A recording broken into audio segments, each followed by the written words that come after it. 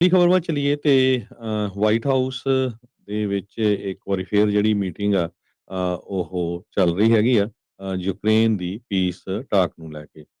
President Donald Trump ਉਹਨਾਂ ਨੇ ਜੋ ਪਿਛਲੇ ਹਫਤੇ ਪੀਸ ਟਾਕ ਸ਼ੁਰੂ ਕੀਤੀ ਸੀ, ਉਹਦੇ ਵਿੱਚ vice president JD Vance, secretary of state Marco Rubio, ਇਹਨਾਂ ਨੇ 28 ਪੁਆਇੰਟ ਜਿਹੜੀ ਪਲਾਨ ਤਿਆਰ ਕੀਤੀ ਸੀ। ਬਾਅਦ ਦੇ ਵਿੱਚ ਉਸ ਨੂੰ ਰਿਵਾਈਜ਼ ਕਰਕੇ 19 ਪੁਆਇੰਟ ਕਰ ਦਿੱਤਾ ਗਿਆ ਸੀ। ਬਾਅਦ ਦੇ ਵਿੱਚ ਫਿਰ ਇੱਕ ਜੋ ਗੱਲਬਾਤ ਸੀਗੀ ਰਸ਼ੀਆ ਦੇ ਨਾਲ ਜਿਹੜੀ ਹੋ ਰਹੀ ਸੀ, ਉਹ ਲੀਕ ਵੀ ਹੋ ਗਈ।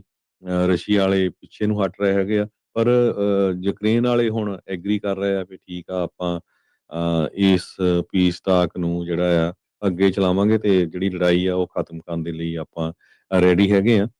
ਵਾਈਟ ਹਾਊਸ ਸਾਊਦੀ ਅਰੇਬੀਆ ਦੇ ਲੀਡਰ ਮੁਹੰਮਦ ਬਿਨ ਸਲਮਾਨ ਨੂੰ ਵੀ ਜਿਹੜਾ ਆ ਇਹਦੇ ਵਿੱਚ ਇਨਵੋਲਵ ਕਰ ਰਿਹਾ ਹੈਗਾ। ਸੋ ਹੋਪਫੁਲੀ ਇਹਦਾ ਕੁਛ ਰਿਜ਼ਲਟ ਜਿਹੜਾ ਪੋਜ਼ਿਟਿਵ ਨਿਕਲੂਗਾ। ਤੇ ਪਰ ਬਿਹਾਈਂਡ ਦਾ ਸੀਨ ਬਹੁਤ ਜ਼ੋਰ ਜਿਹੜਾ ਲੱਗ ਰਿਹਾ ਆ ਵੀ ਇਹ ਜਿਹੜੀ ਲੜਾਈ ਆ ਜਲਦੀ ਤੋਂ ਜਲਦੀ ਇਹ ਖਤਮ ਕੀਤੀ ਜਾਵੇ।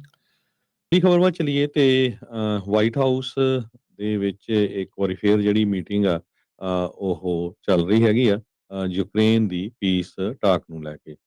ਪ੍ਰੈਜ਼ੀਡੈਂਟ ਡੋਨਲਡ ਟਰੰਪ ਉਹਨਾਂ ਨੇ ਜੋ ਪਿਛਲੇ ਹਫਤੇ ਪੀਸ ਟਾਕ ਸ਼ੁਰੂ ਕੀਤੀ ਸੀ, ਉਹਦੇ ਵਿੱਚ vice president JD Vance, secretary of state Marco Rubio, ਇਹਨਾਂ ਨੇ 28 ਪੁਆਇੰਟ ਜਿਹੜੀ ਪਲਾਨ ਤਿਆਰ ਕੀਤੀ ਸੀ। ਬਾਅਦ ਦੇ ਵਿੱਚ ਉਸ ਨੂੰ ਰਿਵਾਈਜ਼ ਕਰਕੇ 19 ਪੁਆਇੰਟ ਕਰ ਦਿੱਤਾ ਗਿਆ ਸੀ। ਬਾਅਦ ਦੇ ਵਿੱਚ ਫਿਰ ਇੱਕ ਜੋ ਗੱਲਬਾਤ ਸੀਗੀ ਰਸ਼ੀਆ ਦੇ ਨਾਲ ਜਿਹੜੀ ਹੋ ਰਹੀ ਸੀ, ਉਹ ਲੀਕ ਵੀ ਹੋ ਗਈ।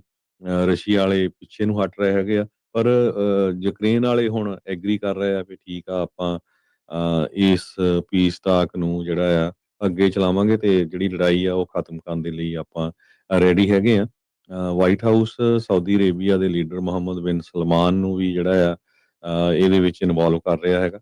ਸੋ ਹੋਪਫੁਲੀ ਇਹਦਾ ਕੁਛ ਰਿਜ਼ਲਟ ਜਿਹੜਾ ਪੋਜ਼ਿਟਿਵ ਨਿਕਲੂਗਾ। ਤੇ ਪਰ ਬਿਹਾਈਂਡ ਦਾ ਸੀਨ ਬਹੁਤ ਜ਼ੋਰ ਜਿਹੜਾ ਲੱਗ ਰਿਹਾ ਆ ਵੀ ਇਹ ਜਿਹੜੀ ਲੜਾਈ ਆ ਜਲਦੀ ਤੋਂ ਜਲਦੀ ਇਹ ਖਤਮ ਕੀਤੀ ਜਾਵੇ। ਦੀ ਖਬਰ ਵੱਲ ਚਲੀਏ ਤੇ ਵਾਈਟ ਹਾਊਸ ਦੇ ਵਿੱਚ ਇੱਕ ਵਾਰੀ ਫੇਰ ਜਿਹੜੀ ਮੀਟਿੰਗ ਆ ਉਹ ਚੱਲ ਰਹੀ ਹੈਗੀ ਆ ਯੂਕਰੇਨ ਦੀ ਪੀਸ ਟਾਕ ਨੂੰ ਲੈ ਕੇ। ਪ੍ਰੈਜ਼ੀਡੈਂਟ ਡੋਨਲਡ ਟਰੰਪ ਉਹਨਾਂ ਨੇ ਜੋ ਪਿਛਲੇ ਹਫਤੇ ਪੀਸ ਟਾਕ ਸ਼ੁਰੂ ਕੀਤੀ ਸੀ, ਉਹਦੇ ਵਿੱਚ vice president JD Vance, secretary of state Marco Rubio, ਇਹਨਾਂ ਨੇ 28 ਪੁਆਇੰਟ ਜਿਹੜੀ ਪਲਾਨ ਤਿਆਰ ਕੀਤੀ ਸੀ। ਬਾਅਦ ਦੇ ਵਿੱਚ ਉਸ ਨੂੰ ਰਿਵਾਈਜ਼ ਕਰਕੇ 19 ਪੁਆਇੰਟ ਕਰ ਦਿੱਤਾ ਗਿਆ ਸੀ। ਬਾਅਦ ਦੇ ਵਿੱਚ ਫਿਰ ਇੱਕ ਜੋ ਗੱਲਬਾਤ ਸੀਗੀ ਰਸ਼ੀਆ ਦੇ ਨਾਲ ਜਿਹੜੀ ਹੋ ਰਹੀ ਸੀ, ਉਹ ਲੀਕ ਵੀ ਹੋ ਗਈ। ਰਸ਼ੀਆ ਵਾਲੇ ਪਿੱਛੇ ਨੂੰ ਹਟ ਰਹੇ ਹੈਗੇ ਆ, ਪਰ ਯੂਕਰੇਨ ਵਾਲੇ ਹੁਣ ਐਗਰੀ ਕਰ ਰਹੇ ਆ ਵੀ ਠੀਕ ਆ, ਆਪਾਂ ਇਸ ਪੀਸ ਟਾਕ ਨੂੰ ਜਿਹੜਾ ਆ ਅੱਗੇ ਚਲਾਵਾਂਗੇ ਤੇ ਜਿਹੜੀ ਲੜਾਈ ਆ ਉਹ ਖਤਮ ਕਰਨ ਦੇ ਲਈ ਆਪਾਂ ਰੈਡੀ ਹੈਗੇ ਆ। ਵਾਈਟ ਹਾਊਸ ਸਾਊਦੀ ਅਰੇਬੀਆ ਦੇ ਲੀਡਰ ਮੁਹੰਮਦ ਬਿਨ ਸਲਮਾਨ ਨੂੰ ਵੀ ਜਿਹੜਾ ਆ ਇਹਦੇ ਵਿੱਚ ਇਨਵੋਲਵ ਕਰ ਰਿਹਾ ਹੈਗਾ। ਸੋ ਹੋਪਫੁਲੀ ਇਹਦਾ ਕੁਛ ਰਿਜ਼ਲਟ ਜਿਹੜਾ ਪੋਜ਼ਿਟਿਵ ਨਿਕਲੂਗਾ। ਤੇ ਪਰ ਬਿਹਾਈਂਡ ਦਾ ਸੀਨ ਬਹੁਤ ਜ਼ੋਰ ਜਿਹੜਾ ਲੱਗ ਰਿਹਾ ਆ ਵੀ ਇਹ ਜਿਹੜੀ ਲੜਾਈ ਆ ਜਲਦੀ ਤੋਂ ਜਲਦੀ ਇਹ ਖਤਮ ਕੀਤੀ ਜਾਵੇ।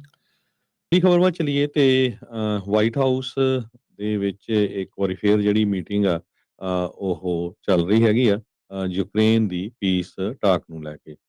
ਪ੍ਰੈਜ਼ੀਡੈਂਟ ਡੋਨਲਡ ਟਰੰਪ ਉਹਨਾਂ ਨੇ ਜੋ ਪਿਛਲੇ ਹਫਤੇ ਪੀਸ ਟਾਕ ਸ਼ੁਰੂ ਕੀਤੀ ਸੀ, ਉਹਦੇ ਵਿੱਚ vice president JD Vance, secretary of state Marco Rubio, ਇਹਨਾਂ ਨੇ 28 ਪੁਆਇੰਟ ਜਿਹੜੀ ਪਲਾਨ ਤਿਆਰ ਕੀਤੀ ਸੀ। ਬਾਅਦ ਦੇ ਵਿੱਚ ਉਸ ਨੂੰ ਰਿਵਾਈਜ਼ ਕਰਕੇ 19 ਪੁਆਇੰਟ ਕਰ ਦਿੱਤਾ ਗਿਆ ਸੀ। ਬਾਅਦ ਦੇ ਵਿੱਚ ਫਿਰ ਇੱਕ ਜੋ ਗੱਲਬਾਤ ਸੀਗੀ ਰਸ਼ੀਆ ਦੇ ਨਾਲ ਜਿਹੜੀ ਹੋ ਰਹੀ ਸੀ, ਉਹ ਲੀਕ ਵੀ ਹੋ ਗਈ। ਰਸ਼ੀਆ ਵਾਲੇ ਪਿੱਛੇ ਨੂੰ ਹਟ ਰਹੇ ਹੈਗੇ ਆ, ਪਰ ਯੂਕਰੇਨ ਵਾਲੇ ਹੁਣ ਐਗਰੀ ਕਰ ਰਹੇ ਆ ਵੀ ਠੀਕ ਆ, ਆਪਾਂ ਇਸ ਪੀਸ ਟਾਕ ਨੂੰ ਜਿਹੜਾ ਆ ਅੱਗੇ ਚਲਾਵਾਂਗੇ ਤੇ ਜਿਹੜੀ ਲੜਾਈ ਆ ਉਹ ਖਤਮ ਕਰਨ ਦੇ ਲਈ ਆਪਾਂ ਰੈਡੀ ਹੈਗੇ ਆ। ਵਾਈਟ ਹਾਊਸ ਸਾਊਦੀ ਅਰੇਬੀਆ ਦੇ ਲੀਡਰ ਮੁਹੰਮਦ ਬਿਨ ਸਲਮਾਨ ਨੂੰ ਵੀ ਜਿਹੜਾ ਆ ਇਹਦੇ ਵਿੱਚ ਇਨਵੋਲਵ ਕਰ ਰਿਹਾ ਹੈਗਾ। ਸੋ ਹੋਪਫੁਲੀ ਇਹਦਾ ਕੁਛ ਰਿਜ਼ਲਟ ਜਿਹੜਾ ਪੋਜ਼ਿਟਿਵ ਨਿਕਲੂਗਾ। ਤੇ ਪਰ ਬਿਹਾਈਂਡ ਦਾ ਸੀਨ ਬਹੁਤ ਜ਼ੋਰ ਜਿਹੜਾ ਲੱਗ ਰਿਹਾ ਆ ਵੀ ਇਹ ਜਿਹੜੀ ਲੜਾਈ ਆ ਜਲਦੀ ਤੋਂ ਜਲਦੀ ਇਹ ਖਤਮ ਕੀਤੀ ਜਾਵੇ।